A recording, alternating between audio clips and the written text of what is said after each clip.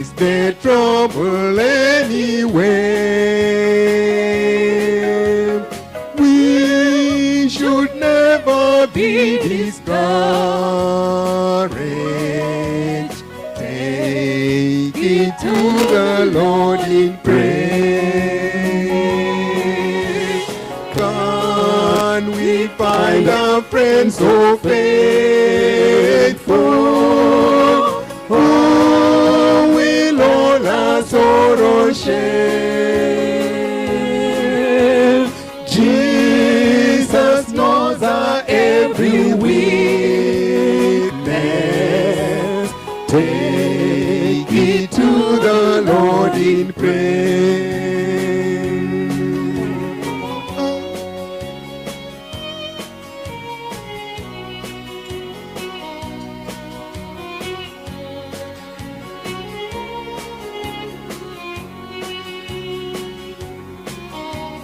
Are we weak and heavy laden? Come but with the Lord of care. Precious Savior, still a refuge.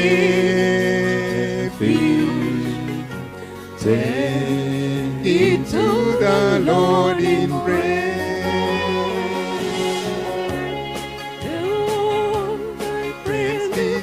Forsake me. Take it to the Lord in prayer. In His arms He'll take and shield thee. Thou wilt find a solace there.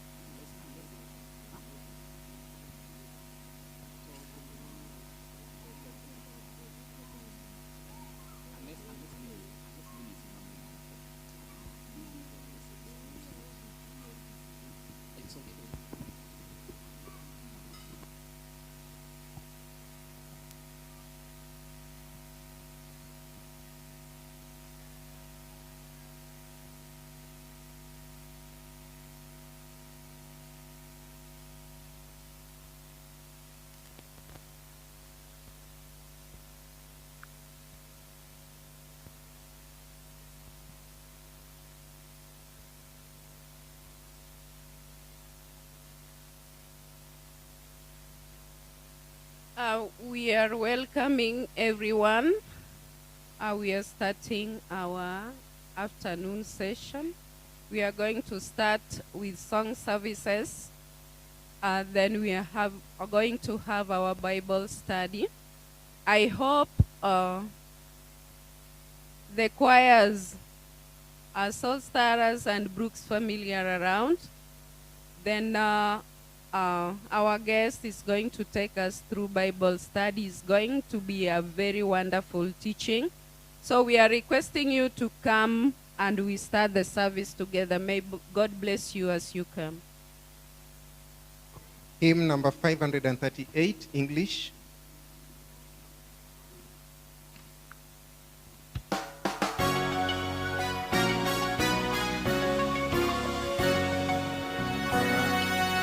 Guide me, O thou great Jehovah, pilgrim through this barren land. I am weak, but thou art mighty. Hold me with thy powerful hand. Bread of heaven, feed me till I want no more. Feed me till I want no more.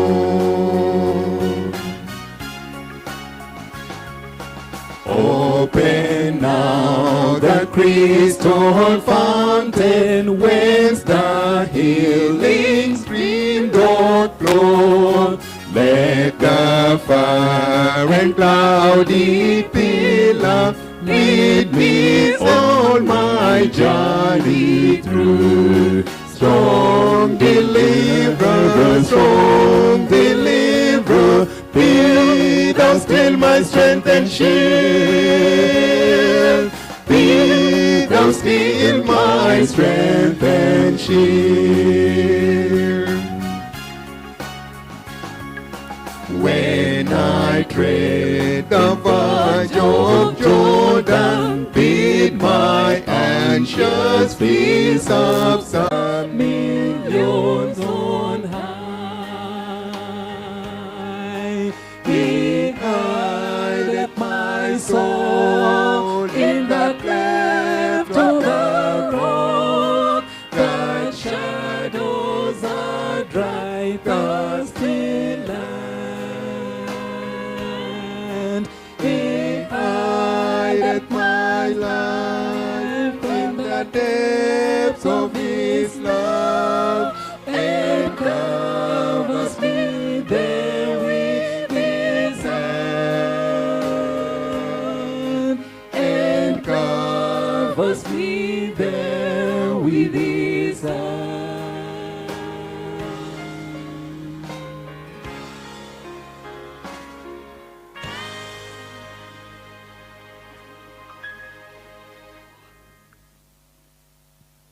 6:33, then we will invite a choice from the congregation.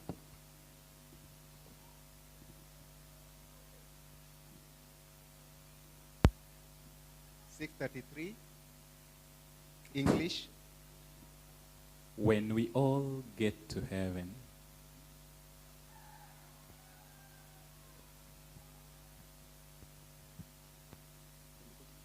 Sing the wondrous love of Jesus, sing His mercy and His praise.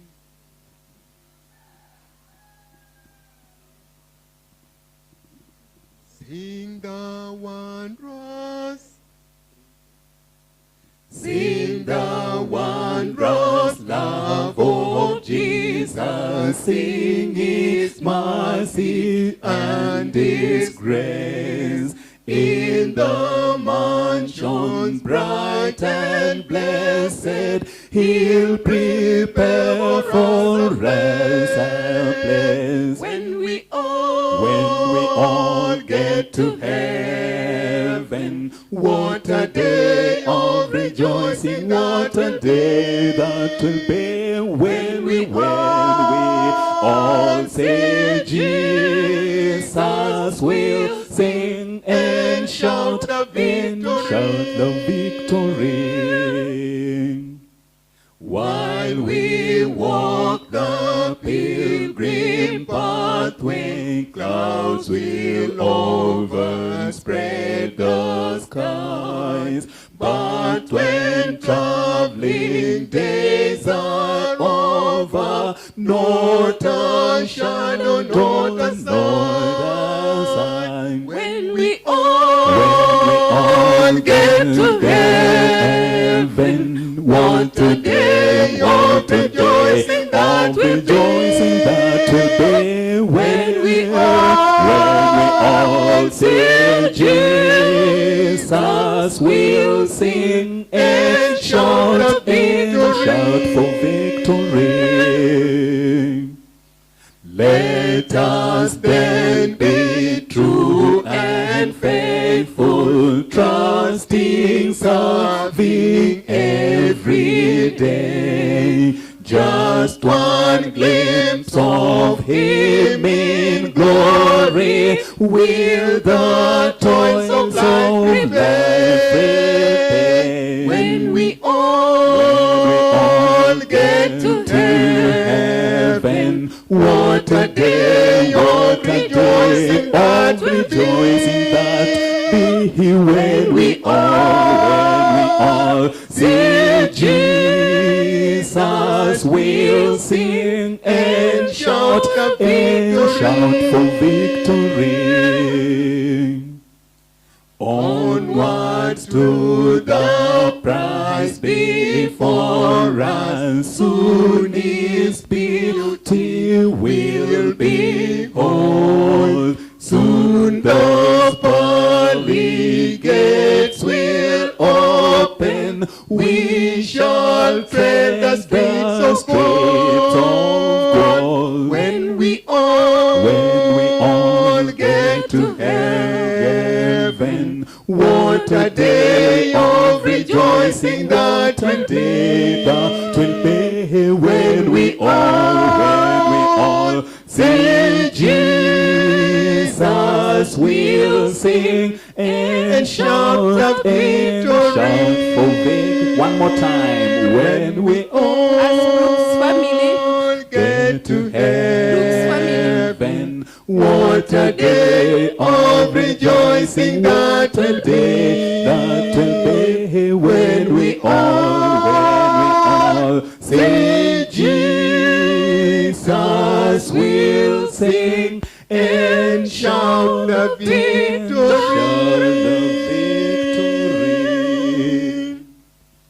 Brooks family. After that, Soul Starters. Oh, what a wonderful, wonderful day. I will never forget.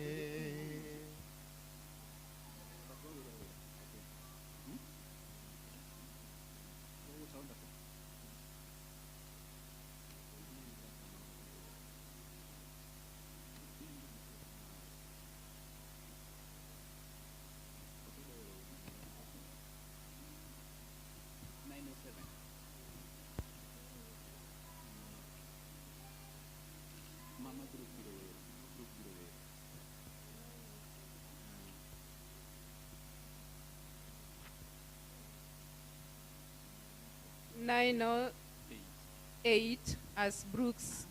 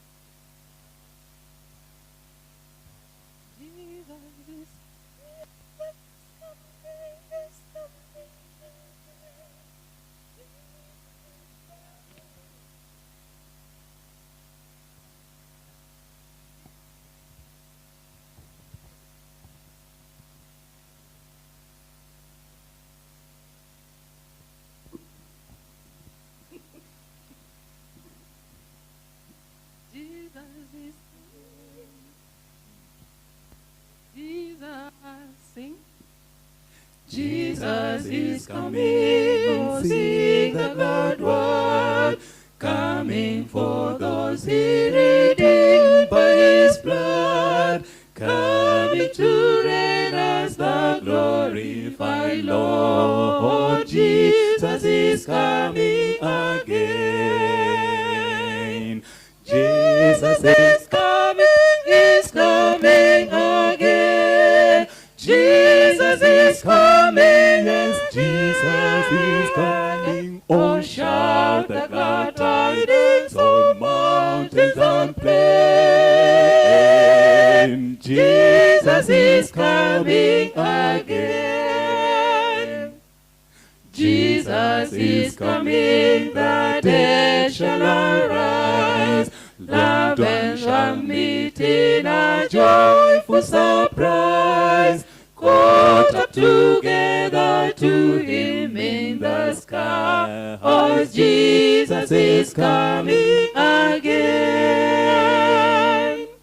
Jesus is coming, He says to release, coming to give to the warring earth peace. Singing and sighing and sorrow shall cease. Jesus is coming again.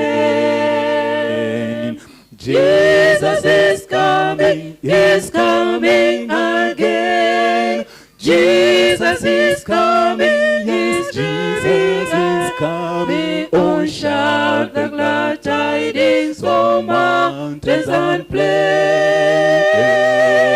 Jesus is coming again. Jesus is coming, the promise is true. Who are the chosen, the faithful, the few, waiting and watching, prepared for reveal. Jesus is coming again. Jesus is coming, he's coming again. Jesus is coming, yes, Jesus is coming. Oh, shout the glad tidings from mountains and plain. Jesus is coming again. Jesus is coming, he's coming again. Jesus is coming, oh, Jesus is coming. Oh, shout the glad tidings from mountains and plain. Jesus is coming again.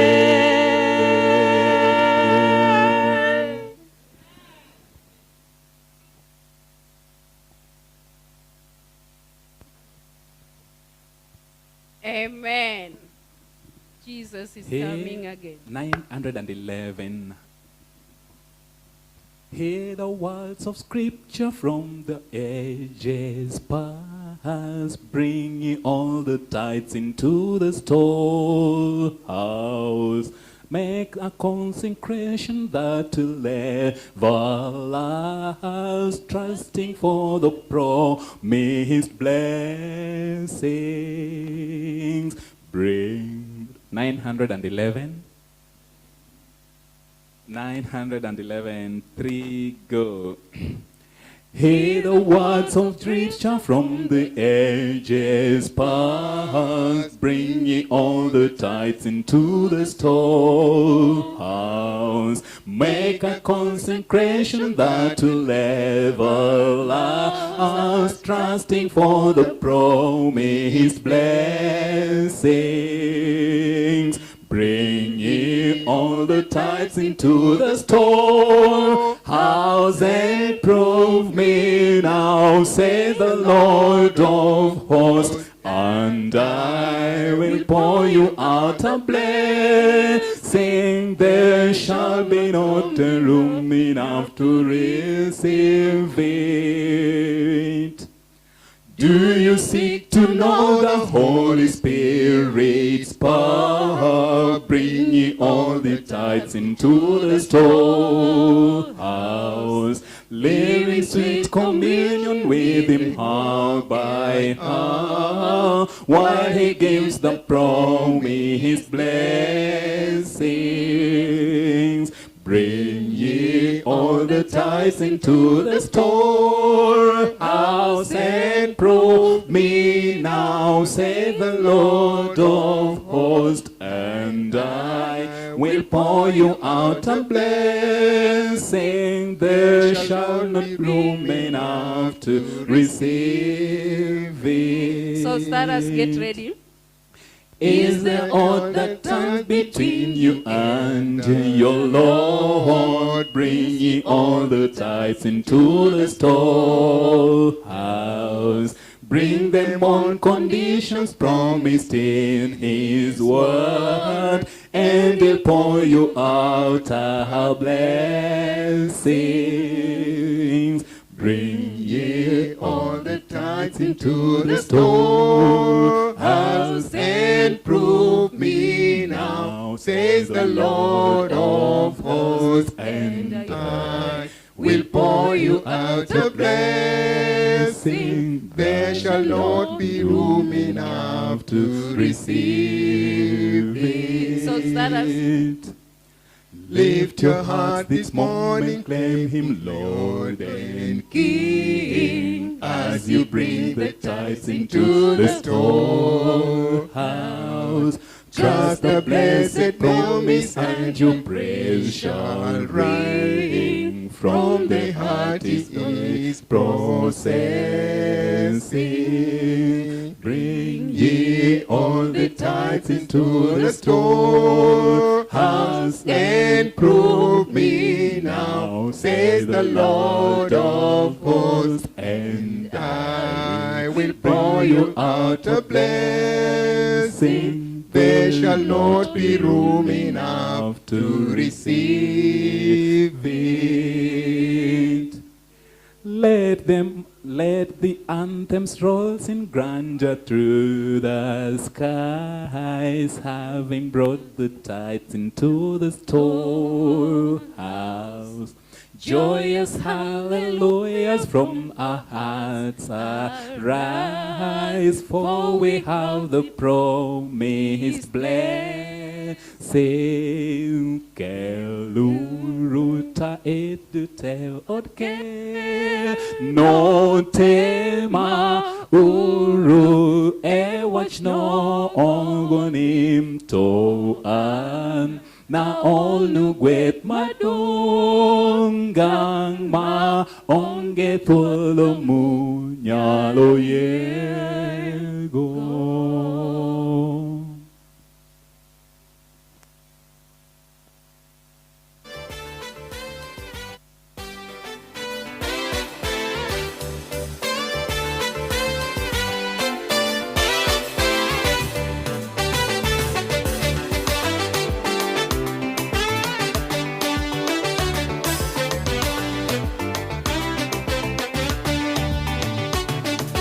Mfalme Nebukadneza kaona amefika, Babeli amejenga tena inang'aa. Hakutambua Mungu wa mbinguni, aliona ametosha.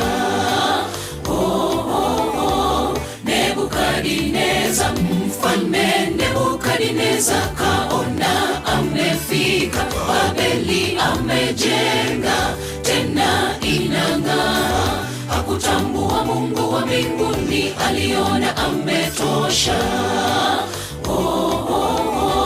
Nebukadneza, majivuno ni ya nini?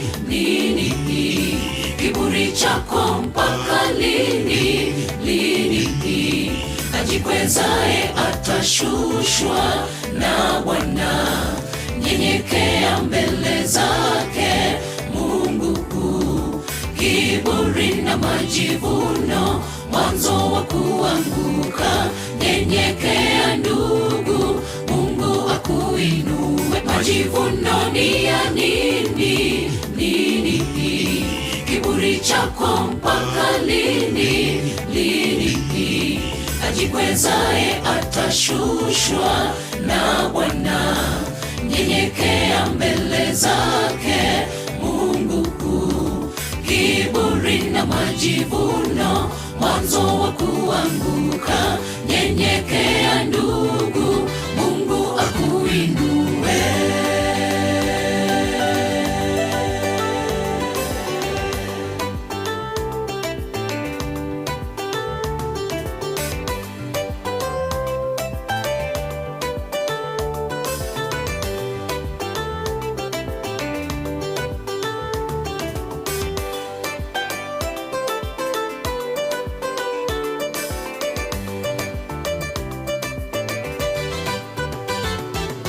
Dunia mambo yake yote yapita, yatoweka. Mali ulio nayo yote yataisha. Tafuta ufalme wake Mwenyezi, jisalimishe kwa Yesu. Majivuno yasikuangamize. Dunia mambo yake yote yapita, yatoweka. Mali ulio nayo yote yataisha. Tafuta ufalme wake Mwenyezi, jisalimishe kwa Yesu. Majivuno yasikuangamize. Majivuno ni ya nini? Kiburi chako mpaka lini? Ajikwezae atashushwa na Bwana, nyenyekea mbele zake Mungu kuu. Kiburi na majivuno, mwanzo wa kuanguka. Nyenyekea ndugu, Mungu akuinue. Majivuno ni ya nini? Nini? Kiburi chako mpaka lini? Lini? Ajikwezae atashushwa na Bwana. Nyenyekea mbele zake Mungu kuu. Kiburi na majivuno, mwanzo wa kuanguka. Nyenyekea ndugu, Mungu akuinue. Majivuno ni ya nini? Nini? Kiburi chako mpaka lini? Lini? Ajikwezae atashushwa na Bwana. Nyenyekea mbele zake Mungu kuu. Kiburi na majivuno, mwanzo wa kuanguka. Nyenyekea ndugu, Mungu akuinue. Majivuno ni ya nini? Nini? Kiburi chako mpaka lini? Lini? Ajikwezae atashushwa na Bwana. Nyenyekea mbele zake Mungu kuu. Kiburi na majivuno, mwanzo wa kuanguka. Nyenyekea ndugu, Mungu akuinue.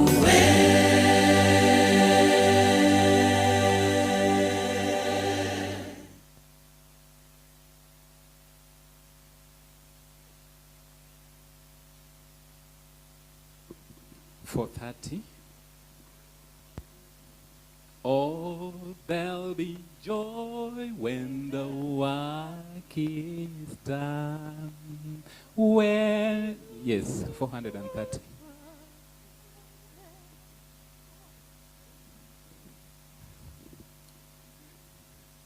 Oh, there'll be joy when the work is done. Oh, twende. Oh, there'll be joy when the work is done. Joy when the reapers gather home, bringing the sheaves of set of sun to the new Jerusalem. Hallelujah. Joy, joy, there'll be joy by and by. Joy, joy, when the joy never dies.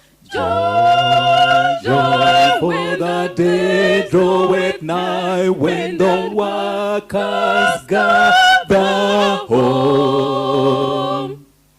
Sweet are the songs that we hope to sing, grateful, grateful the thanks our God shall bring. Praising forever Christ the King in the new Jerusalem. There'll be joy, joy, joy, joy. There'll be joy by and by. Joy, joy, joy, for the joy never die. Joy, for the day draweth nigh, when the workers gather home. Pale are the joys that await us then, many, many the golden mansions fair. Jesus, Jesus himself doth them prepare in the new Jerusalem. There'll be joy, joy, joy, joy. There'll be joy by and by. Joy, joy, joy, for the joys never die.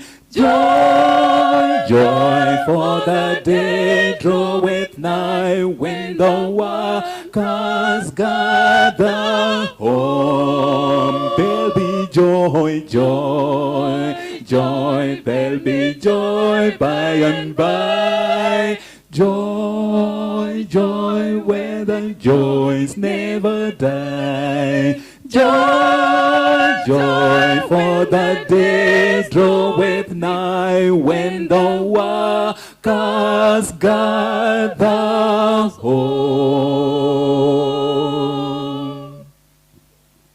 Amen.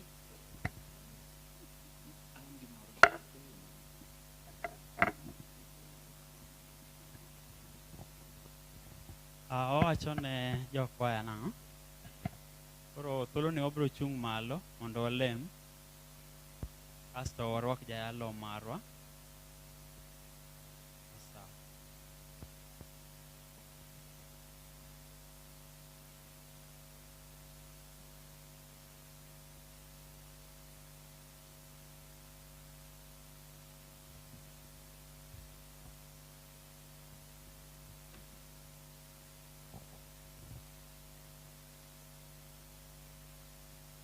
Koka wachungo no walemo, wapako nyingi Kristo mangima kuom thuolo mar ariyo Jehova Nyasachwa ma ichiwo ne jatichni mondo opuonjwa kendo opidho wecheni makelo ngima.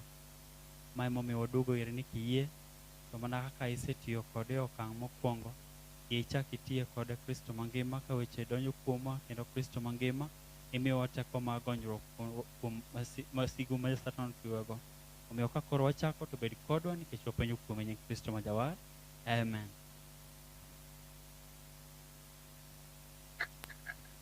Good afternoon. We thank God for another opportunity. I wish we could occupy these seats so that we don't have to cast our eyes this side and this side. We are not very many this afternoon. So we can join in the center so that we are able to see one another face to face. Maybe for preliminary, I just want to thank you for the lunch that you've had and the powerful singing. I was almost thinking it was a music Sabbath. The Starers, Soul Starers, it's Soul Starers. And the Brooks family, thank you for blessing us with those powerful numbers. Jesus is coming, and one on Nebuchadnezzar, talking about humility, that we would not be too big for God, yeah? That we will remain humble even as we serve God. This afternoon, we will take just a little time to glean a few things that we mentioned in the morning, and then we chew the cud, yeah? Because now it is going to be interactive, and I hope you are prepared for that. That we'll be able to talk one to another. And just like the cow does, the whole day it spends eating grass, then the night chews the cud that makes the cow produce the milk that we enjoy. So we will be able to chew the cud on the issues that we've talked about in the morning. Remember, we had two sessions. One session for camp promotion, and another session for the Drug Awareness Month, basically talking about drug and substance abuse. So I'll make just an introduction, and then if there are any concerns on any issues that will come up, then we'll be able to discuss with them and then share something small before we close the day. Of course, there's the camp. I saw we are able to begin and continue with the preparations. I think when we raise the funds, the camp planning is almost like 80% done. Because with the money, now you can do all things. You can buy the food, you can book the accommodation, you do the gifts and gratitude for the guests. You make sure there's a PA, the batteries are running, water is available. Everything will depend on that budget. So when you already factor in that budget, now what needs to be done is to put up a committee that will now administrate and action various activities that will come with the camp. Then the remainder is in terms of attendance we've talked about in the morning, in terms of offerings, giving our various types of offerings, as we praise God. So I don't think, but for the sake of that section, if there are any issues that are there, maybe something that the camp chair want to mention to the members regarding what we talked about in the camp. I narrowed myself to attendance and offerings. And then the other bits, I think we will be able to continue with during subsequent promotions that the chair will arrange by various people that will be coming. So are we comfortable with the camp so far? Is there anything that as members of Rodi Central you feel in terms of preparation is still weak, that needs to be strengthened? Or we are good to go? How much are we expecting to raise today?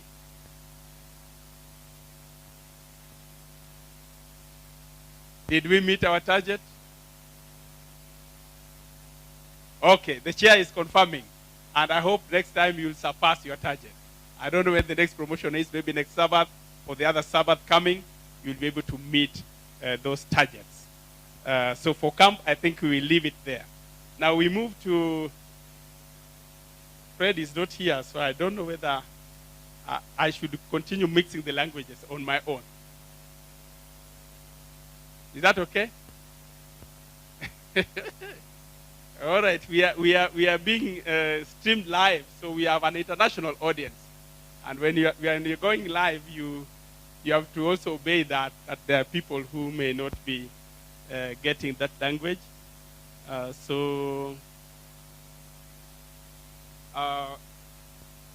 In the second segment, of course, we mentioned about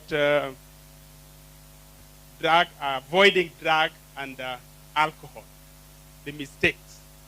And we saw, biblically, we read a number of books. One of them was Genesis chapter 9. Genesis chapter 19, basically talking about Lot, and basically talking also about Noah, and the predicament that they found themselves in when they got drunk.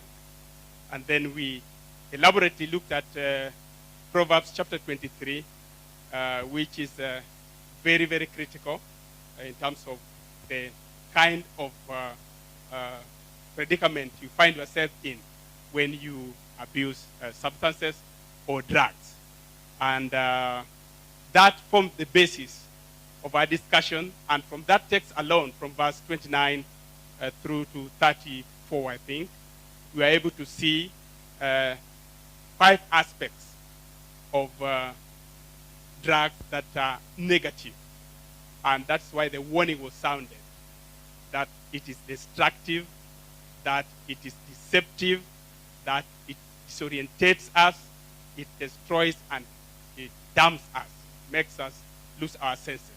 So, but as we are concluding that session, we also took note that it is possible to overcome, to be victorious, and so it is forgivable, and Christ can get us out of that predicament through his forgiveness and his cleansing.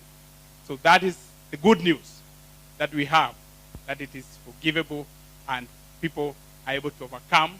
But we take note that it is not easy. It takes a lot of effort for you to overcome and relying on the divine power. And so the first question I ask myself, of course, I'm not very unfamiliar with the surrounding in Rodi. But now, in terms of drug and substance abuse, those things that we talked about in the morning, are they things that are happening here, or they are completely strange things? You see them happening. How many say they are happening within the Rodi and its environs? Because I know when I walk around, I take this road to Rangwe, there's something there. There's a building there. Then I take this other side, there's one on another side, on the other side. And so if you walk around Rodi, every step you make, you'll meet probably a liquor house, or somewhere they sell cigarettes, or somewhere they sell even hard drugs. Yeah? And so it's a problem that affects us. And so we need to know, how do we deal with? And as I mentioned in the morning, as Adventists, ours is to create the awareness. That's why this month is created. It is basically an awareness month. And awareness is to make people know, so that once they know, they're able to take action and do the right thing. Yeah. Now, just in the morning, we limited ourselves to basically alcohol and maybe tobacco. We mentioned a bit. But of course, this afternoon, we want to enlarge the scope because of what we see happening around us. Drug and substance abuse also involves misusing drugs that are in itself would be called medicine. You know, when we talk of drugs, then it has the negative connotation. But in prescription medicine, or prescription drugs are called medicine. And some of these prescription drugs can also be harmful if they are not used correctly. So that scope widens to cover every other aspect of even prescription medicines that are not used correctly. And it also covers what we'll not call prescriptions, but addictive. Yeah? Addictive aspects.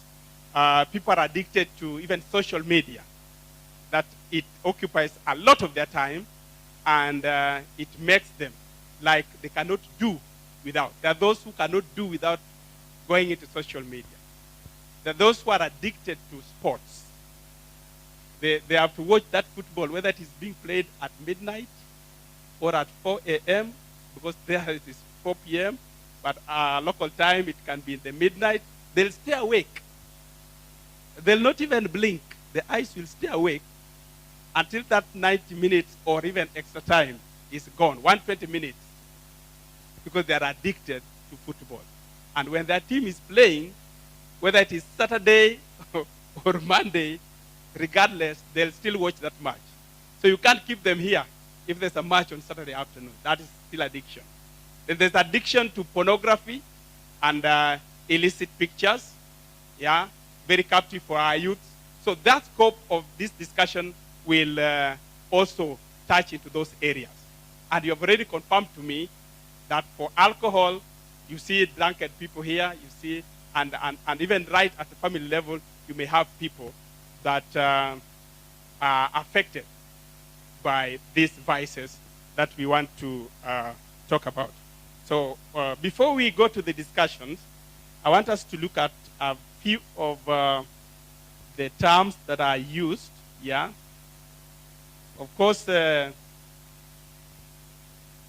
abuse or substance abuse. It refers to the use of certain chemicals for the purpose of creating pleasurable effects. Yeah, creating pleasurable effects. That means that that chemical, when it gets into the body, it either stimulates you, excites you, or calms you down. And we saw a bit of that in the morning. That abuse, it is the improper use of drugs without medical regulations or not according to indications, resulting in various physical, psychological, and social dysfunctions. The result, you saw that person dizzy, wishing they would be able to seeing things that are not there, hallucinations. So there's a lot of dysfunction, both physically, psychologically, and socially. And the drug or substance abuse is characterized by the urge to obtain and consume a substance regardless of the negative consequences, particularly the consequences on the brain, the thinking. Because when the brain is interfered with, then you lose judgment, you lose reasoning, you lose sense of thinking. So you don't think straight, and that affects all the other things. Then, part of that definition, substance abuse, also known as drug abuse, is the use of drugs in amounts or methods that are harmful. So the first definition touches about using it not according to indications that results in physical or psychological dysfunctions, or a chemical using it to create pleasurable effects. So there are three things here. One, to create pleasurable effects. Two, in not according to indications or regulations, which result in malfunctions or dysfunctions. And then number three, using that substance regardless of the negative consequences it has on the brain. And finally, using it in amounts or by methods that are harmful to the individual or others. So all those four are covered.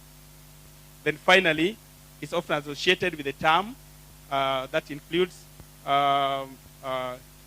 misuse or abuse of alcohol, what medical terms called barbiturates, benzodiazepines, cannabis, cocaine, hallucinogens, and opioids. Now, opioids are like pethidine. They are addictive drugs. They are usually given for a very short period, especially when one is in extreme pain.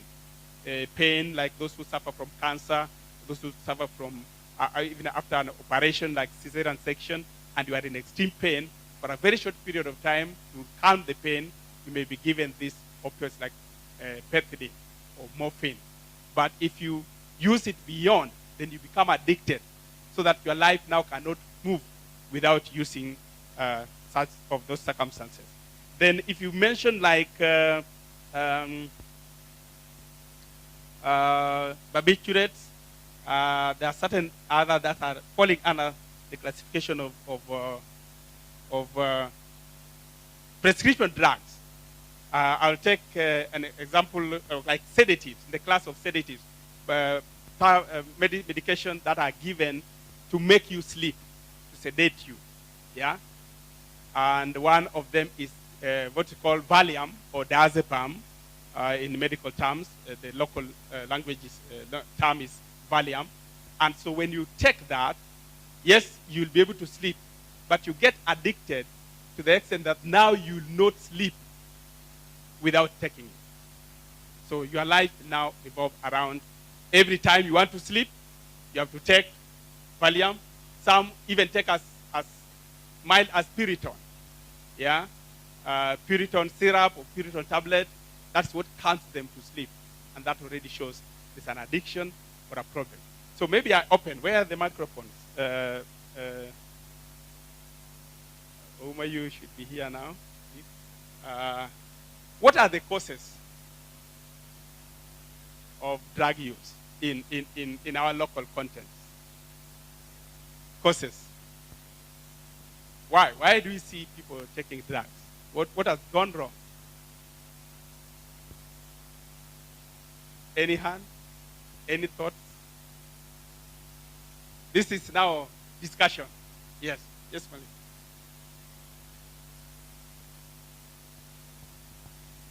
One cause of taking drugs is peer influence among the youth especially. Yes. This has made many young men and women go into drugs. Peer influence. How many agree that peer influence is one? I'm not seeing the hands, so it means if you disagree, I'll be pointing you to give me the next one that you agree on. Yes. Thank you for that answer. Peer pressure is a very strong factor in starting the use of or misuse of drugs, particularly for young people. Yeah? Young people are easily influenced. And we mentioned in the morning that you'll marvel at the age at which people start. Even smoking. At 12 years, 13, young people are already exposed to alcohol or cigarette or any other drug. And sometimes it's not because they want, but they're friends. They want to belong. In that part of age, they want to belong to that group. And so they don't want to miss out. If others are doing it, then most likely the influence will be greater so that they can be able to start doing. And when they start doing, then they get hooked and they are not able to stop. See, it's a moving thing that they are now helpless. They cannot stop, so they'll continue doing that. Now, the other thing is lack of family involvement. Of course, we have family within the family in terms of parenting and guiding. And one time we were in a discussion, and it was observed that if the family head, maybe the father or the mother, takes alcohol, now chances are these same family members, the young ones, they'll copy because they know what the dad is doing, what the mom is doing is good, and so they can be able to be influenced and to start taking drugs at that very young and tender age. There are also difficult family situations or lack of bond between the parents and siblings that may increase the chances or incidents or risk of addiction. Yeah, because there's no parental guidance, the parents are detached. Maybe you talk of dysfunctional families where there's only one parent, and that one parent is not able to guide properly, or where there are siblings that are already involved in substance abuse, and so they are able to influence the other siblings that come after them to also join. Now, causes of drug abuse varies. There are various causes ranging from social, that we've seen, family structures, influence, maybe at the workplace. It's not just at the family level. If you are in a work environment where drugs or alcohol are served, maybe they organize work parties, maybe they go out in a group, and so as a workmate, there are people who are taking, and so you just want to play along without standing firm. So social. Then interpersonal, of course, the relationship between individuals. Cultural environment, there are certain cultures. Like when I was contemplating marriage, and I was seeking advice from various friends of mine, and tell me, please do not marry from Siaya. And you know the reason they were saying? When you go there as an in-law, you will be forced to take alcohol, whether you like it or not. That is part of the meal that is served during the introduction. I didn't attempt, I didn't know. Maybe it is true or not true, but I know there are areas in Siaya where alcohol is a big problem, and it destroys families. And the culture of serving alcohol to important guests that you have to taste, that may be the first sip you are taking, and that may be the sip that will lead you to taking alcohol through your life. So we talk of cultural and environment, and family factors. People abuse drugs due to pressure derived from it. Yeah? The pleasure that they think they feel high. They are tipsy. They feel that they are elevated, and it can also be socially learned through drug use by peers or group members, exposure to offers, or to offer to you, somebody just gives you as a gift, and easy access. When it is so easily accessible, people will definitely be lured to get. Now, there are certain risk factors. Now, before we get there, what are the risks? Risk factors for drug and substance abuse. Yeah? I mentioned a few. One is family history of substance abuse. If within the family there are people who are abusing drugs, there are risks, there are chances, high risk, that the rest of the family members will do. Favorable parental attitudes towards the behavior. There are certain parents who, whether their children start taking, they don't mind. To them, it's not a big deal. I'm told there are even mothers who, when they want to go for their business and they have a young child and they don't have a maid, they would give the child some bit to calm the child so that the child sleeps for all the 8 hours when the mother will be out hawking or doing those chores to make a living. And the child is just left at home, given either changa or whatever, alcohol, and then they sleep for the whole time. There are yet others who, when the child is hungry and there's no food, they would rather give changa to calm the child and have them sleep without food. So some of these things, you hear them and they look remote, yet they happen. And so favorable parental attitudes When you drink, I remember when you were young, we used to have an uncle. If you were hard, that you even got close to somebody who smokes or drinks, that would be enough punishment for you. Because they were very strict at that time. They would not tolerate to hear that you want to come up with a behavior of drinking within the family. But if there are parents who don't mind, the children would start small, continue, they don't realize, they don't get concerned, and that is a risk. Coupled with poor parenting and monitoring, where you don't monitor the movements of your child, or you don't see where they go, the associations they have, the places they visit, the hours they take, when they come home, how do they present.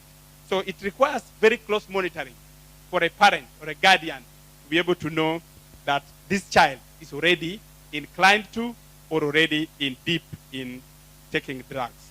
Family rejection of sexual orientation or gender identity. Yes, those who face rejection, now they want to like hit back. They want to repay. They're like revenging on that rejection, so they want to do something that they think will hurt the other person. But in the attempt to try to hurt the other person, you end up hurting yourself. It's like taking poison and you think it is your enemy who will die. Yet it is you who is going to die. So association with the delinquent or substance using peers, we have mentioned that. Lack of school connectedness. Of course, schools now has become a center where drugs are peddled. And I got a sad story for teachers who are here. Maybe you just look out that some of the students or pupils as young as class 8, class 6 are used as drug peddlers. And in the social media, I think I watched one where one was arrested, and underneath the underclothing, there's a whole bag underneath the clothing, shown out, where they hide it.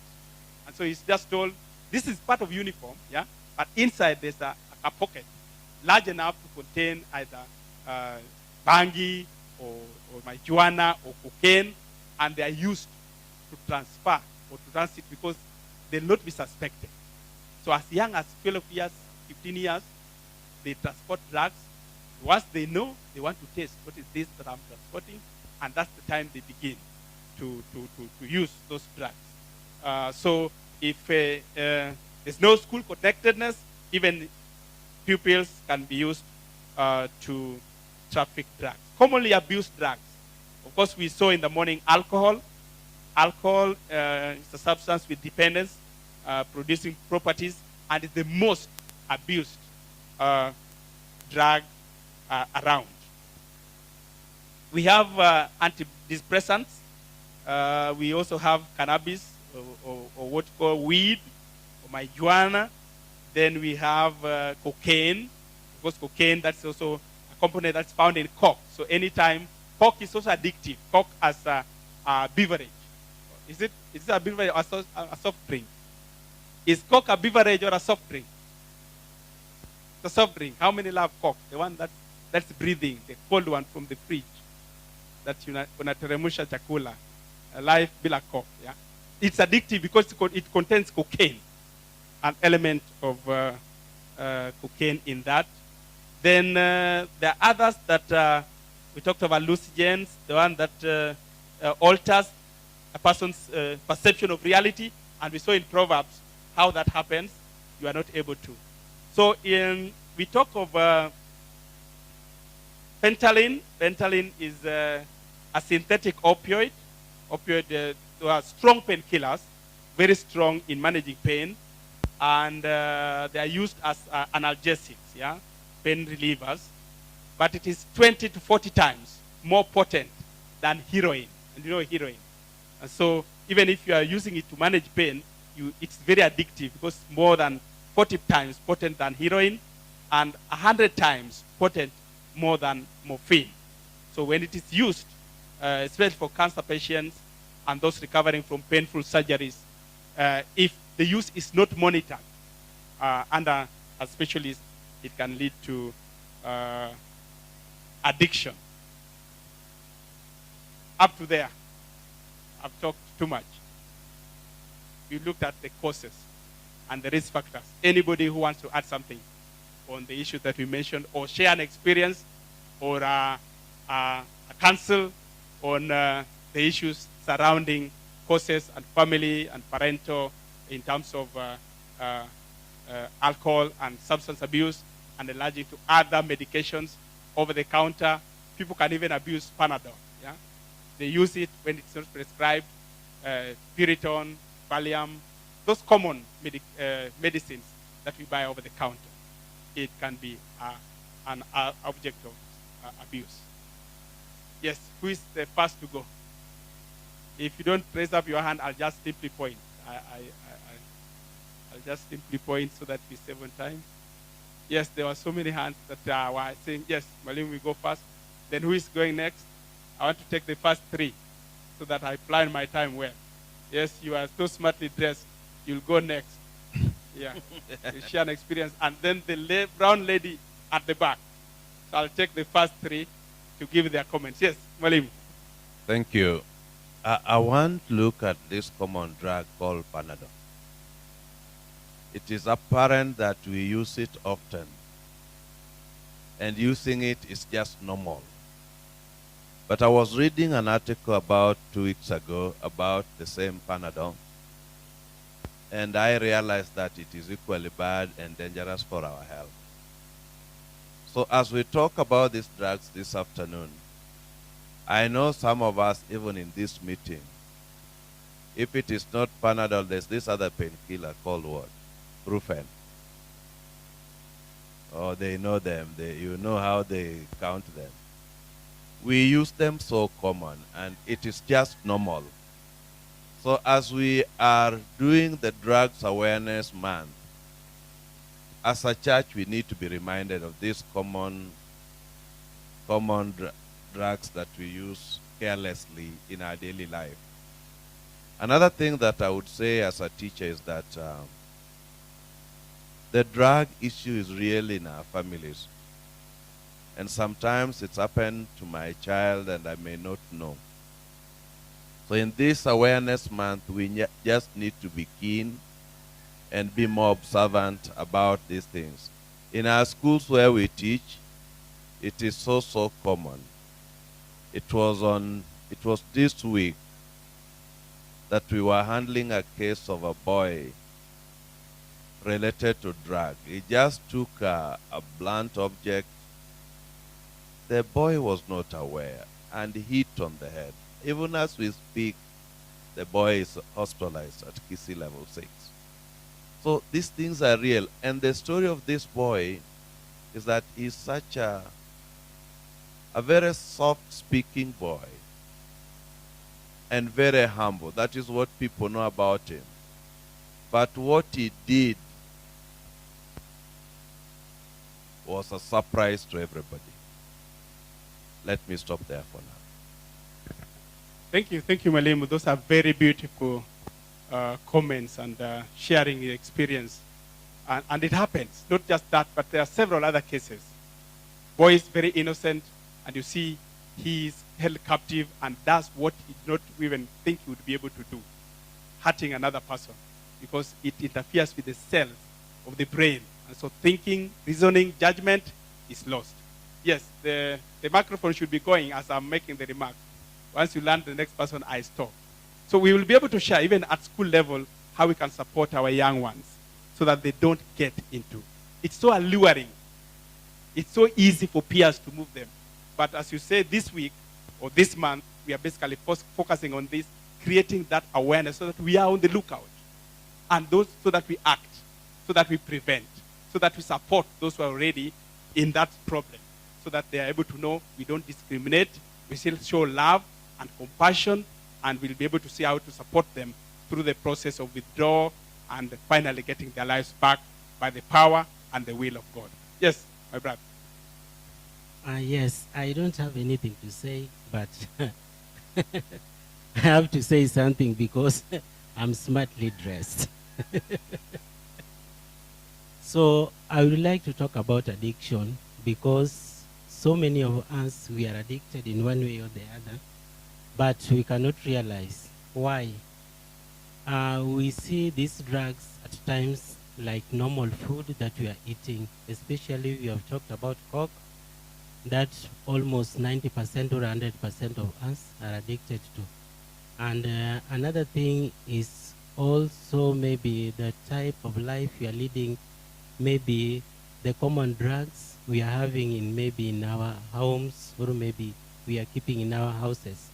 These drugs at times we are so much addicted to them to an extent that we believe that only this, when I'm using, I'm okay.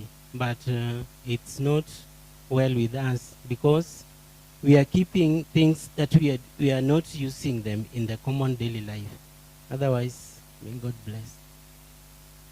Thank you. Thank you for Now, as the microphone is moving, I just have a concern. Kinds of worship. So maybe that, I think maybe was influenced by some boys to get into that.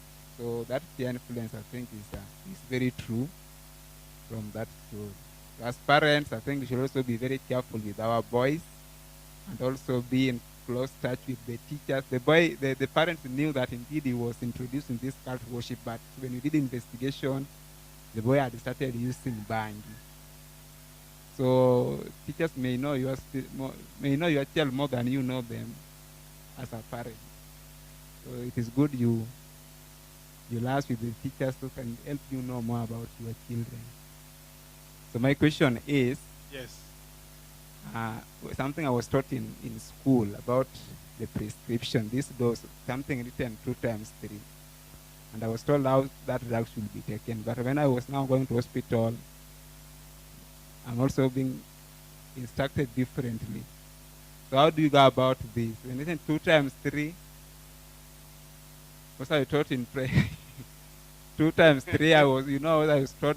You also are taught. You divide that 3 by 24, then you take in that time interval. Yes. But now when I go to hospital, naambiwa moja, pengine asubuhi, in the afternoon na jioni. So how do you go about that? Thank you for the question, and thank you for your comment. Of course, peer influence, we know. Advocate, you want to make a I statement? also wanted to talk about peer influence. Okay, do. Please do. You were asking from a mother's perspective. Yeah, yeah. But I just want to speak from experience. When we were in primary school, so a certain boy was transferred from another school to our school, and there was this healthy competition of who will be first in our exams. So he was a brilliant boy. So when he came to our school, he was soft-spoken, brilliant, and excelled in his exams. So all those who are always top 3 became his friends, because there was that stiff and healthy competition among the peers. But all of a sudden, the grades started dropping. So we were wondering what is happening, because these guys used to excel.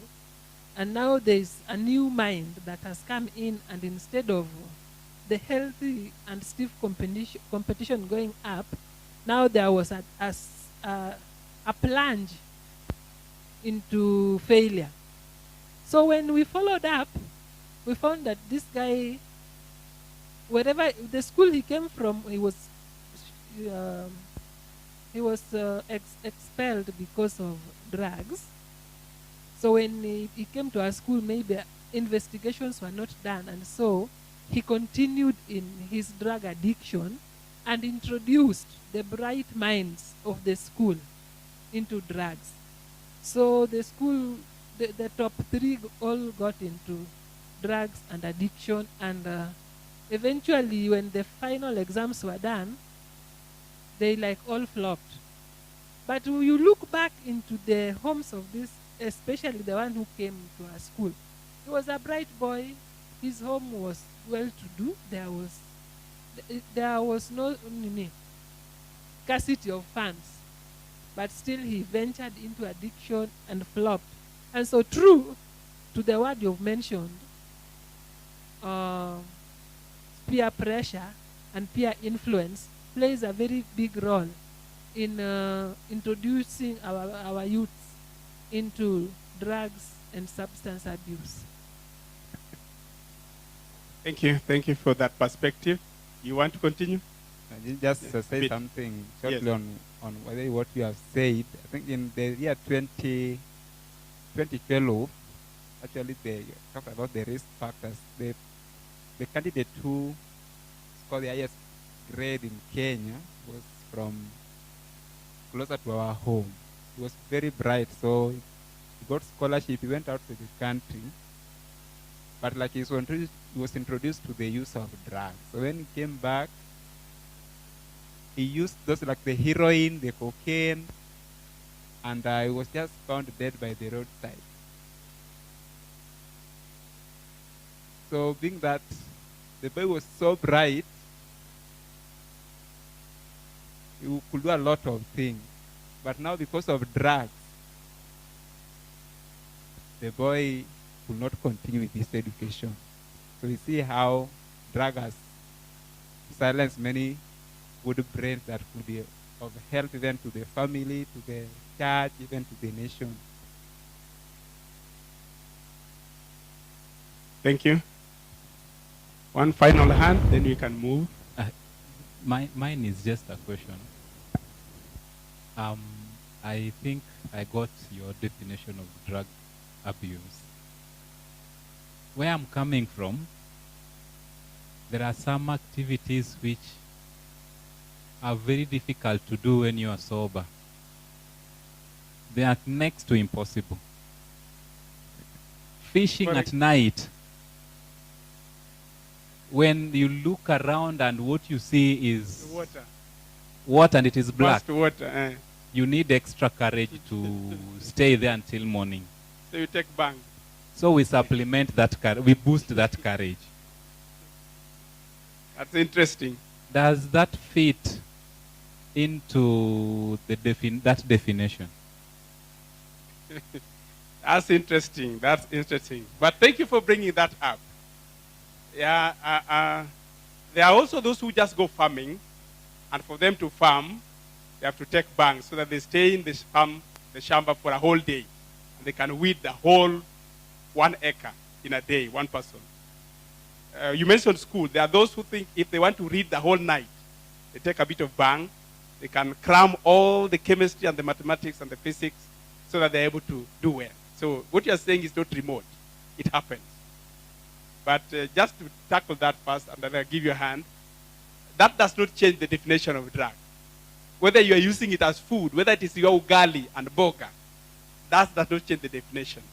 That does not change the risks and the consequences that it will bring, which we have already seen. Give the microphone to that person as we are moving on.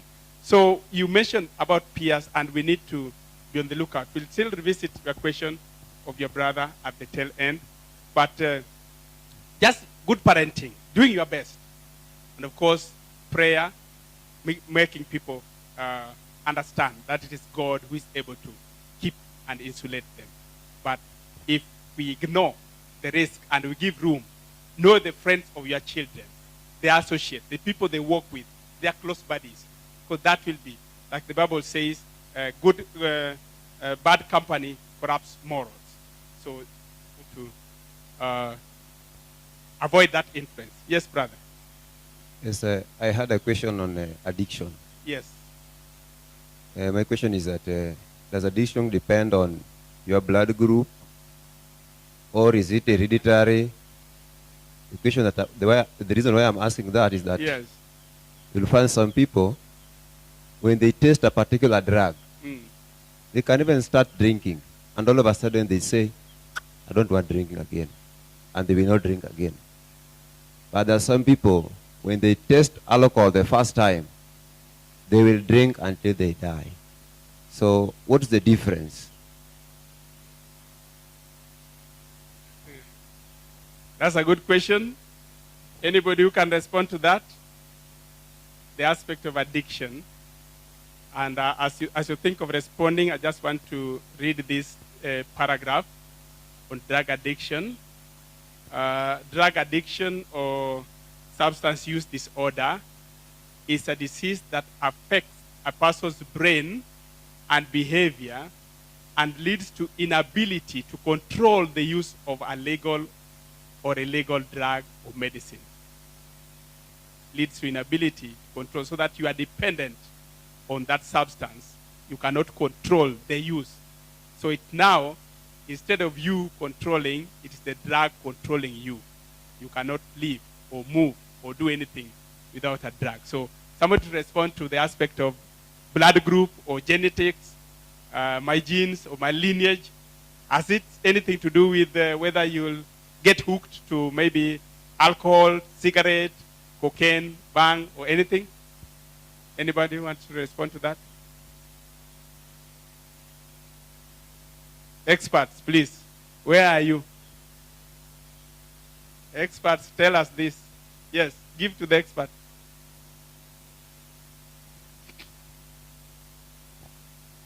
Okay.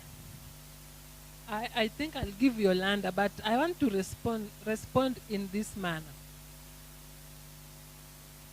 In my opinion, I don't think addiction is a lineage thing or maybe related to a blood type. The reason why I'm saying this is because my grandfather was a pastor. My grandfather was a pastor. He never took alcohol. He never tasted. My father and his brothers, only one took alcohol. But my cousins and my brothers, they are saying they are taking alcohol in the place of their grandfather who never took alcohol. They're taking their share plus the shares of their parents. They are taking the share of their grandfather who never took alcohol. And they can drink until you go collect them from the back. Some of them have taken the alcohol until they've lost their jobs. They're taking makar babagi, makar ngawa. So in my opinion, it is not something that runs in the blood. It is not something that is hereditary. But it's something that you make a choice that I want to take alcohol. And when you'll be talking about management, you'll still have also to make a choice to live. However many times you are taken to rehab, however many times you join alcoholic anonymous clubs, when you have not made a choice to live, you'll still go back. You'll be like a dog who goes back to the vomiters. It vomits, anarudi tena na anakula. So the decision has to be with you, either to take it or not to take it. If it were hereditary or blood type oriented, then we will not have peer influence. The peers will only be influencing those of their blood type. But because it is not blood oriented, anyone can be addicted to any drug, be it Piriton, Panadol, AL, and all that. Thank you. Well taken. Thank you. Thank you. For that answers part of the question that was there. And allow me to bring in 3 other aspects in the definition so that we combine them. There's what we call drug addiction that we've talked about, but there's also what we call drug dependence, very closely related to addiction, yeah? But now it has gone to another level where when you wake up, your day cannot start without taking that drug or that alcohol. It simply means they want to start you. You are under lock. They say, natural lock, yeah? So they use it as a key to start. There are those who cannot even write a sentence before they take that. There are even medical officers who cannot go and operate in the theater just to hold that knife without taking that, because now they are dependent on that. Then there's, apart from dependence, there's what you call denial. And that's key, based on what your question was addressing. You've talked about, let's talk about tolerance, drug tolerance. Yeah?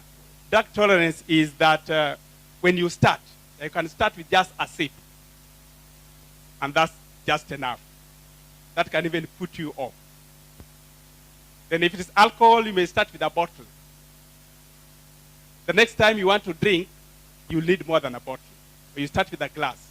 The next time, it will be 2 glasses to achieve the same pleasure for what you wanted to achieve. So that means the body is already tolerating, so that you need higher levels, either increased concentration or increased amount to achieve the same level that you ought to have achieved. So there are those who start with a bottle, they go to 2, they can take 3, they go to a crate. The others that you need to pile 10 crates, you're in a mueza. So that is tolerance, drug tolerance. Then the last term that is used in under that is denial. Denial is what we call addiction denial. You are addicted, but you don't accept. You don't come to reality. It's a psychological defense mechanism that prevents people from recognizing or admitting that their substance abuse is a problem. Yes, they are into it, and you see that they are suffering and they are all that. But to them, they are in denial. Yeah? Then it's important to understand that denial is not just mere refusal to admit the truth. It is a complex mental and emotional process that distorts a person's perception of reality. You know, there's what they think is real. They may accept, yes, they drink, and there's a problem. But internally and mentally, the perception of that reality has not dawned. And so, whatever you do may be very difficult now to change them. So unless they come to face that reality internally in themselves, so that denial is removed, then you begin the process of winning them or saving them from alcohol abuse. There was 3 hands here. I was just adding to those definitions: denial, addiction, tolerance, and what else did you mention? We mentioned 4 things. Dependence, yes. There was a hand there who has not spoken since we started. I want to give you priority. And you've spoken, senior. But once. So we'll start with him and then come to you. Yes. I want to ask a question on rehabilitation. Yes. I don't know if it's part of the topic that yeah, we will come to that. Oh. We will come to that. So I can wait? You can wait or ask another question, if there is.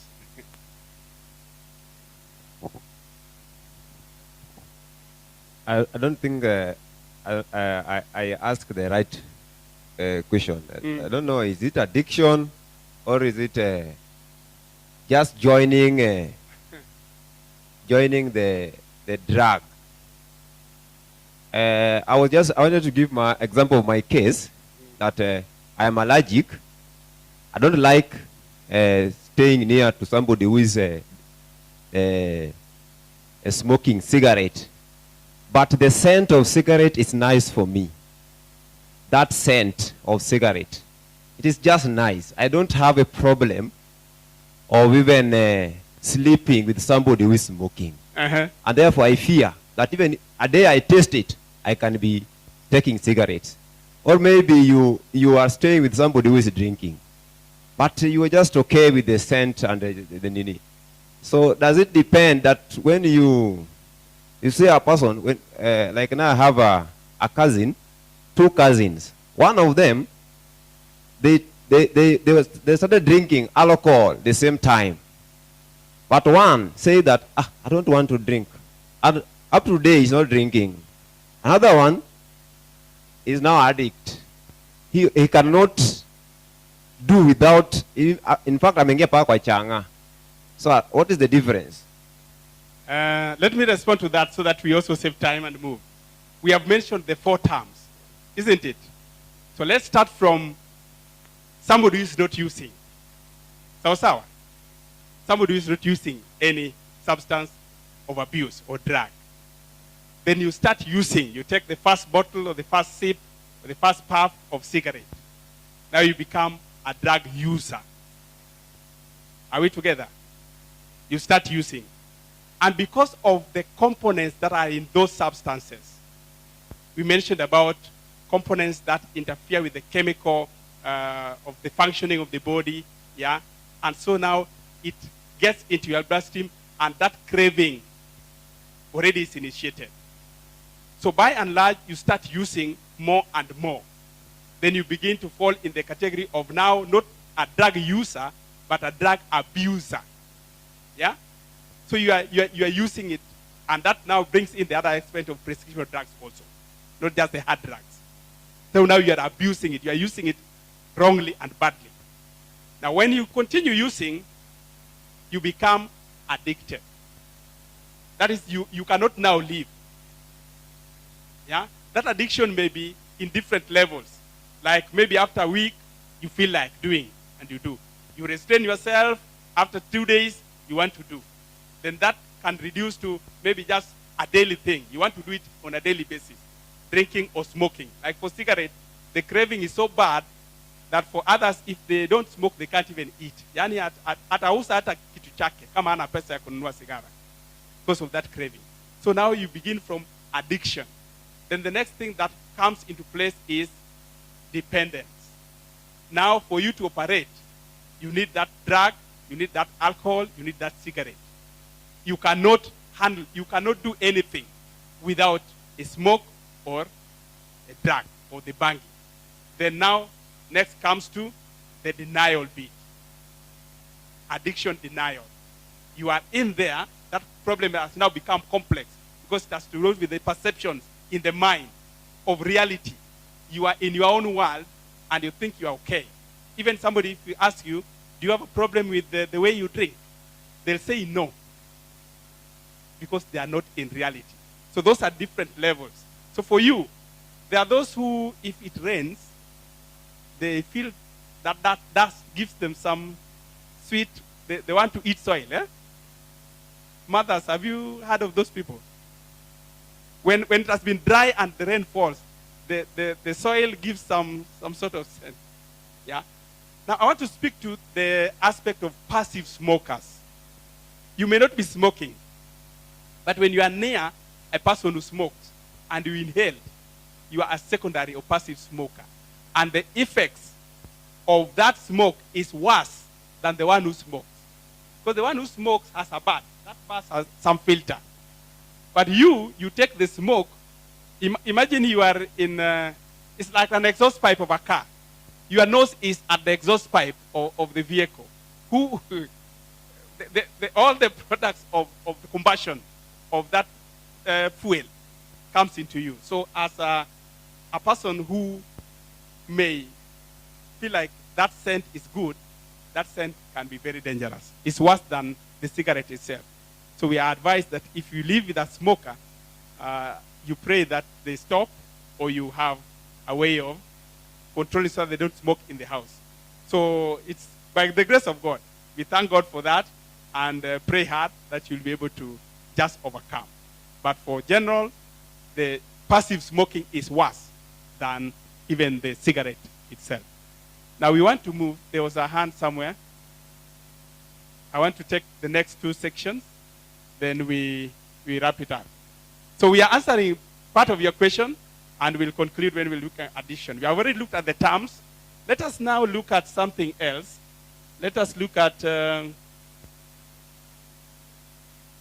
we've looked at those terms.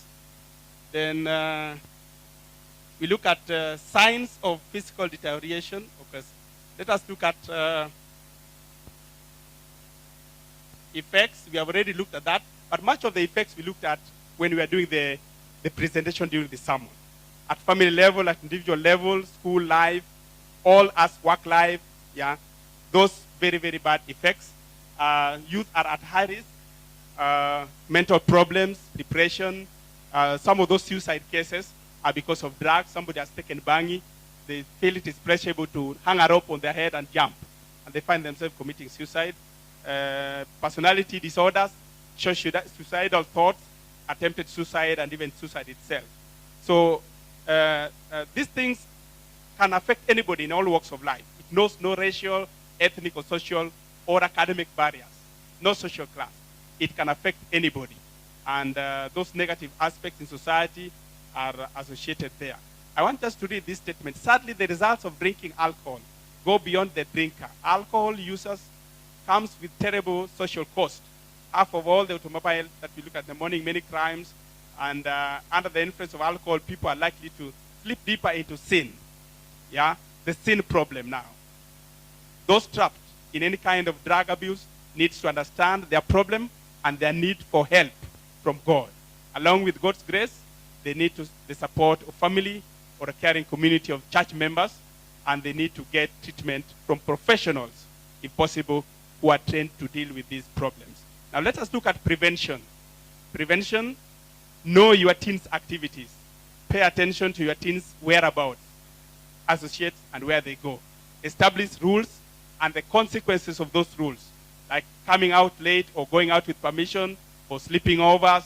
Those are the initial starters, where somebody has gone for a birthday party of a family member who may be just a family friend, yet you do not know what they're going to do there.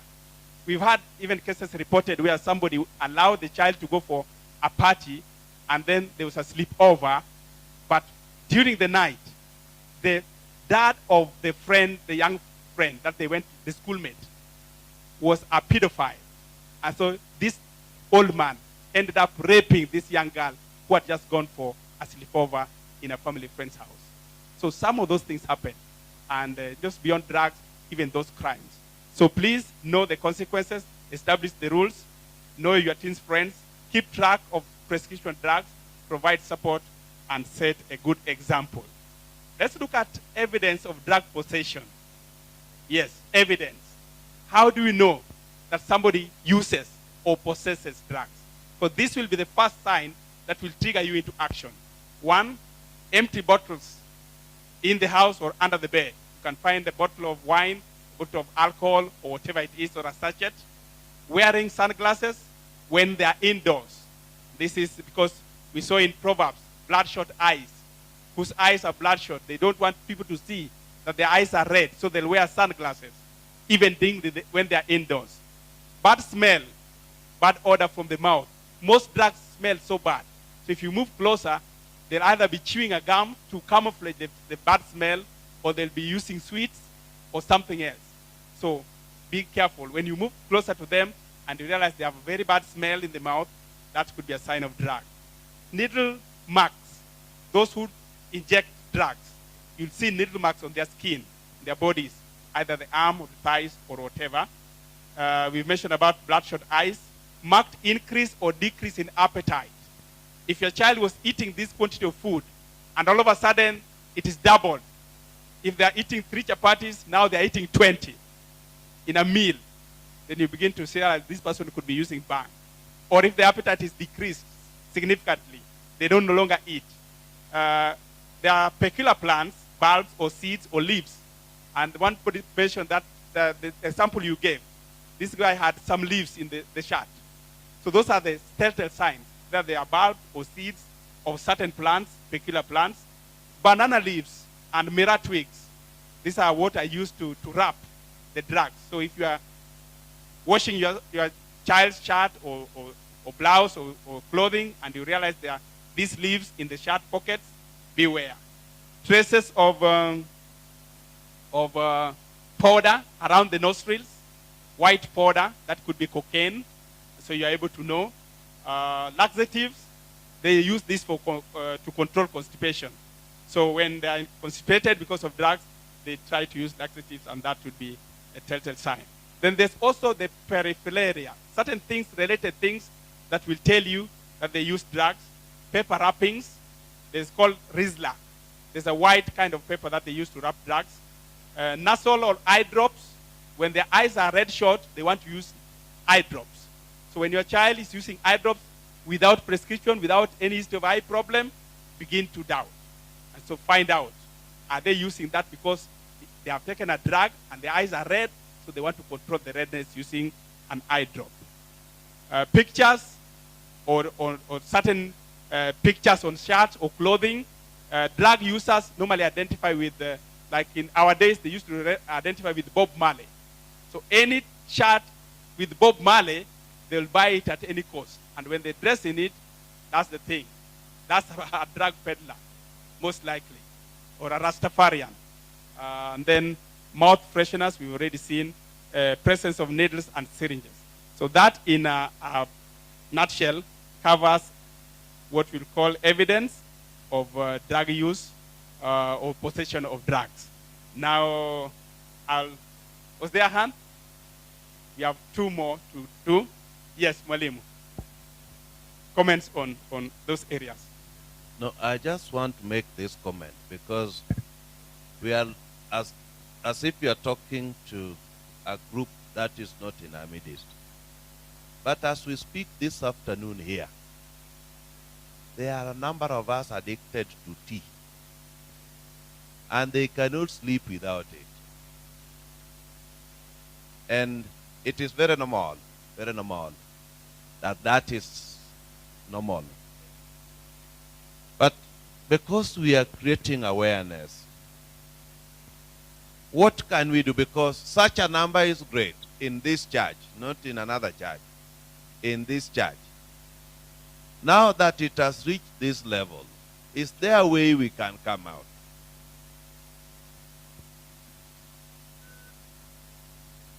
Good question.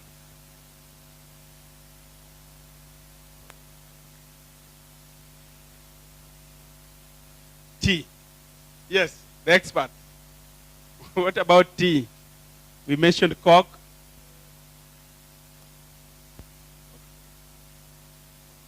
Addiction. And of course, we say when you are addicted, you can't operate without it. And the sad news is that when you start with those small things, it leads to bigger things. Yeah, you may start with tea. Next time, you're on cocaine or heroin or bang or some other drug. So it's better to basically avoid, because what you are inducing to the body, it interferes with the function of the body, the physiological aspects, the chemical that you have introduced in terms of interfering with the brain cells, judgment, reasoning, yeah. And so God would want us to be healthy, wholesome. And this is a big aspect of a study in terms of health reforms and the new start, yeah, what we need to do. So what you are pointing out is key, and it is one of the things that we, at our baptism, we will say we'll never take or trade in, sell, those aspects. And we take that vow. Yet there are those who think they are defeated. Maneno ya chai hata usiguse. They say they are hooked there, and they don't think it's possible to overcome. So how do we handle this? Maybe I throw it back to the congregants. In aspects of tea has nicotine, isn't it? The same thing that is in cigarette. It's the same chemical. It's only the concentration. So if a person who smokes is able to get hooked, it's the same thing in tea. Yeah? Itepa or whatever. Ellen, you're looking at me. Make a comment. Yeah? Nyinyi ndio mnatengeneza chai nyumbani. To the extent that whether it is cocoa, whether it is soya, you still say, I'm taking tea. I'm taking soya tea. So tea has become like, it's the only beverage we know, like sabuni ya omo, or blue band, yeah. Because it's a brand that people are used to. Yes. Okay, thank you. What I can say, personally, I was brought up taking tea. So when, in my example, there is some taste in tea that is hard to leave. When you take tea and you are, it is a continuous process. You wake up in the morning, the first thing is tea. I'm going to make tea. So tea became a norm in our family. My only way of having left tea is because he doesn't take tea. He takes cocoa. But it is not easy to leave it when it is a normal thing that is being prepared in your family. It is addictive compared to cocoa. Cocoa haina taste, the truth. But tea has some taste. that makes you want to take more. So when now we get to the point now there's nicotine in tea, and you want to come out of tea, you must have a choice. Because you can't compare tea and cocoa and the taste.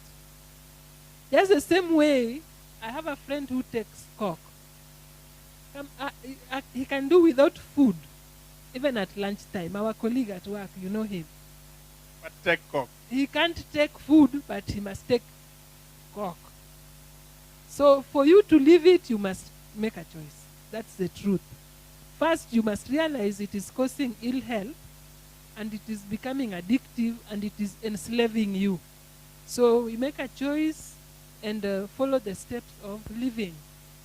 But without a choice, you will be addicted to tea forever. That is the truth. Thank you. And that applies to all the others also. True. Yeah. Now let's look at, as we build on the science that we looked at, the total science of evidence of drug possession or drug use. There's also the evidence, what we call science of deterioration. When somebody is using a drug, of course, they'll have sexual problems, function, or either promiscuity or loss of appeal. There's difficulty concentrating, especially for students. If they are in school and they are on drugs, concentrating becomes a problem. They could have short attention, memory lapses, burns or stains on the thumbs and nails. Those who use drugs, either cigarettes, will realize that because most times, if they don't want people to know they are smoking, if they are smoking and somebody is coming by, they'll use their thumb to say, "Ma, they smoke." So they end up with burns here. Yeah? Or maybe a bit of that spark falls on the shirt, and you realize there's a hole. So as you are washing their clothes, you realize there are burnt holes, or if you look at their thumb, there are burns because of using it to negondawa. Yeah. Is that the right term? The English term for that? Negondawa. Yes. Okay. Disturb sleep patterns. Either they are oversleeping or not sleeping at all. They can stay awake. That's why those who want to read transnight, they think they take bang, yeah, and they're about sleep. Fatigue, marked drowsiness or restlessness, and that's it. So let's look at how to say no to drugs. And be direct and firm when saying no. Let no be no. Whether it's an offer or an influence or a peer, if they want you to take, just say no and let that no be no. Repeat yourself and insist on your decision and stand your ground. That will be the battle that will be able to win. Walk away if you are being offered drugs despite rejecting it several times.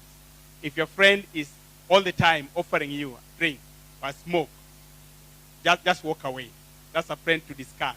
It will lessen the number of friends that you have, because that's not your friend, that's your enemy. So just leave them. Then changing the topic, if you are talking about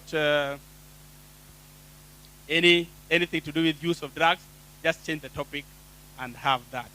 Then as part of drug treatment program, behavior therapy, that's psychotherapy, can be done by a psychologist or a psychiatrist, or both. You may need to receive counseling from a licensed alcohol and drug counselor, and therapy and counseling may be done with an individual, with a family, or with a group. And that takes me to your question. What levels? Individual, family, and group. So as you do this therapy, there are certain steps that you agree on that you'll be able to assist this person to achieve. Because as we said in the morning, this is an addiction. He's already addicted and is able to not to have work done without using drugs. So it needs a lot of support.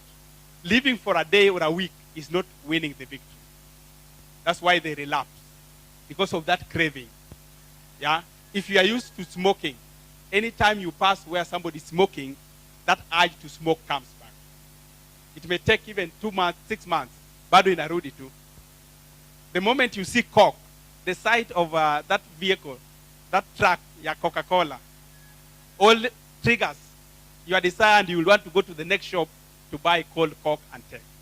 The moment you take alcohol and you see pills in a van coming, so that urge, so it needs a lot of support over a long period of time to be able to win this. And so to ensure that their bloodstream is derived of all the elements of the drug, so that that craving goes on. We said it poisons, it bites like viper. It bites like a snake and poisons like viper, Proverbs 23. And so those toxins that are already introduced by the drug in the system needs to be cleansed off. And that becomes part of the treatment of counseling, a psychiatrist, or a psychologist. There's something that is used to assess. Whether somebody is already into hooked or in what we call drug dependency. Yeah? There are 4 questions that are normally asked. 1, have you ever felt the need to cut down on your drinking, smoking, or drug use? If you ask this person, have they ever thought of cutting down? That is, they feel like they are overusing. Then have you ever felt annoyed when others discuss your drinking, smoking, or drug use? Many times when somebody is smoking or using drug and you talk about it, they get annoyed. They get angry. They get even violent. So asking that question, have you ever felt guilty about your drinking, smoking, or drug use? And finally, have you ever felt the need for an eye opener or a startup? You mentioned about ya kuanza usiku, or the day. So those 4 questions, if the answer is yes in any 2, then that's already a problem that needs professional help. That goes beyond the individual. So they need to have a professional, a psychologist or a psychiatrist to help them. So treatment begins by making friendship with the affected person and over time talking it over. Friendship. This person has to confide in you. He has to really believe that you are his genuine and true friend and you want to help. Not those who criticize. You cannot go to the person and then you begin to quarrel. Why are you drinking? Where's sense hivi? You are useless. That one will not help. Are we getting one another? So it starts with friendship. Understand this is an addiction, and beyond this person, there's a crave and bondage by the enemy himself, Satan. And so when you make friendship, you are able to support much better, so that they tell you, they share with you their burden. Maybe they are also trying, but ameshindwa. Yani anajaribu lakini hawezi. Yani he can't. The wish to want to live is there, but the power to get out of it is not there. So you need to make friendship and support. Counseling, as we've said, psychologists may do an assessment. They may need to cleanse the system to remove traces of drugs in the bloodstream, what we call detoxing. This can be chemical or using protocol juices. Yeah. Psychiatric reviews and recommendations in a rehabilitation center. And in a rehabilitation center, they go through a program. And I hope much of them are not commercialized, but they are meant to help. Much of them are faith-based. They have a Christian background. And so they take them through a program of maybe up to 6 months. They're in there, residential, and they have to stop any other thing and stay there.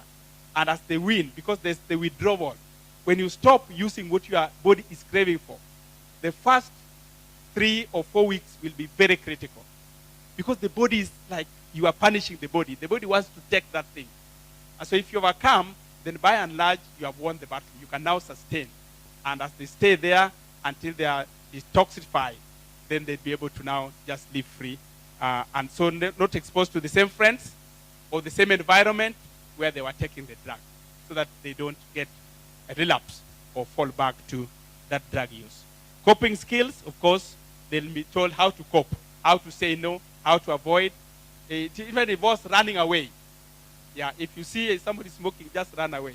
In the Old Testament, when they saw a leper coming, they say, he ran away. So coping skills, checkups and reviews until full recovery is achieved. So there are those agencies that you mentioned, Alcoholic Anonymous and Narcotic Anonymous, and those rehab centers that are there to provide support But as we mentioned, ours as the church, we need to support. There are certain slogans here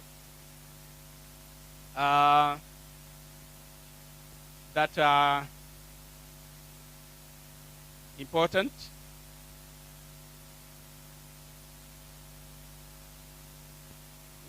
Not getting them. I think they're in the other presentation. Let me just check.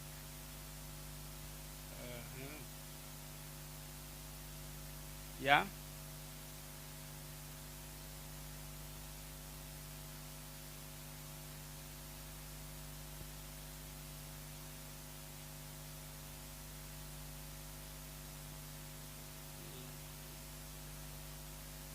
So as we wind up, a few quotes, dark quotes. If you can quit for a day, you can quit for a lifetime. If you are able, just every day you have to use, and you quit for a day, it is possible to quit for a lifetime if there's a will and a decision for that regard. So that is a powerful quote. One of the hardest things was learning that I was worth recovery. Each person's life has worth. Even that drunkard, even that drug addict, the life is worth. So if they learn that it was worth the recovery, then we'll do the effort. We'll try every means to make sure that they are salvaged and they are rehabilitated. You can't defeat the darkness by keeping it caged inside of you. Life does not get easier or more forgiving. We get stronger and more resilient. That is, life will still be difficult, not be easier, but it is us to get more stronger and more resilient. That's the way we can be able to overcome. So, say no to drugs, say yes to life. This encourages choosing life over drugs. Drug abuse is a shortcut to nowhere. Do not let drugs steal your dreams. This highlights how drugs can hinder one's aspirations. The other one warns against the futility of drug abuse. So, both at global level, at local level, let's continue to make this awareness, discuss drugs issues at home and with family, and also to help those who are already involved to reduce the stigma and endure drug users around the world. So, we want to close there. It's already 2 minutes to 5. Final remarks. Is there a question that has not been answered? Yours. It takes long. You have to prepare. It takes long. It may need a combined team. Psychologist, do assessment, a psychiatrist. It may need counseling for himself, for the immediate family, and even for the bigger family members. The support system, even his workmates, so that they're able to support. If he makes the resolve, if he makes the decision, alilazimishwa kwenda rehabilitation ama aliamua anaenda mwenyewe, alipelekwa. That does not work well. It may work, but most times it doesn't work well. He can only be asked, and he has to consent, and he has to be willing that as he goes in there, he wants to overcome. So he's not going for you. He's not going there because of you. He's going there because of himself. He has to know that he's helping himself. By stopping drugs, he is not helping anybody else. He's helping himself. So once they realize that, then that denial is taken away, and they can be able to work on that program to allow them to overcome drug addiction. Ellen is away, but we want to close. Any final remarks? Yes, brother. Thank you. I have a question regarding withdrawal. Yes. Either by an addict or by a dependent. Yes. There is the process of getting back to zero from the level that one has reached. Is it advisable that this should be done at once, or should it happen gradually? Very good question. Very good question. Yes. Ideally and practically, many times that withdrawal has to be gradual and observed and targets so that you sit with this person. If you are taking 20 bottles in a week, then we agree this week you will reduce it to 10. The subsequent week you reduce it to 5. The other week you reduce it to 3. Then finally 1. Then finally 0. And they work on that program. But there are also other, what we call miracles, yeah?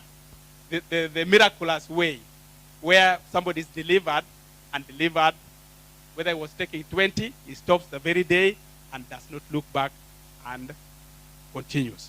That also happens.